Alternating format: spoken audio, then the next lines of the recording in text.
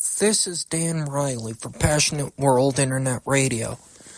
Over the last decade, I've criticized the idea of rags to riches on this show, and for good reason. Having said that, no one pays any attention to disability rights either. And for that matter, no one on either side of the political divide we're dealing with. This should make you feel nauseous, considering over 42% of Americans have a disability, according to the Pew Research Center, and not one liberal activist celebrity, let alone Donald Trump, comes running to help the cause. This is outrageous to me, and it's personal. Think about that. We're stuck in a culture war, and yet no one is looking out for the disabled. We have just as many people with a disability in the United States as we do living in poverty. In spite of this, colleges have refused to adequately help people with disabilities. Some with disabilities cannot do what others take for granted.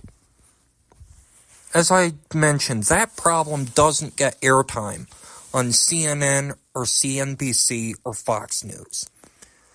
Probably another reason we shouldn't hold those stations in very high esteem. Having Asperger's syndrome, I know there is no comparison between pointless schoolhouse popularity contests and struggling to connect with others. The latter is far more pressing. Remember to ask yourself this the next time you go over your own problems at school or work.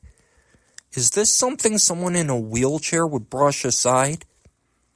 This isn't to trivialize other people's problems, it's just the truth.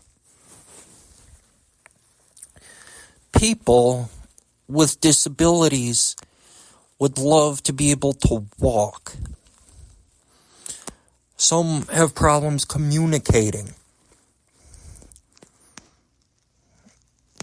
Others have different bodily problems that would just break the spirit of other people. And yet, not one person, Democrat or Republican, is coming to help these people. I'm asking my listeners to write your congressman or representative in the House of Representatives in your state to give these people some help. Because this is bigger than some political spat over the national anthem, okay? This is the quality of life of people who can't afford to take for granted. Soon, we need to start looking out for these people. And that should start with pressuring legislators to provide them help. This is Dan Riley. Thank you so much for tuning in, and so long.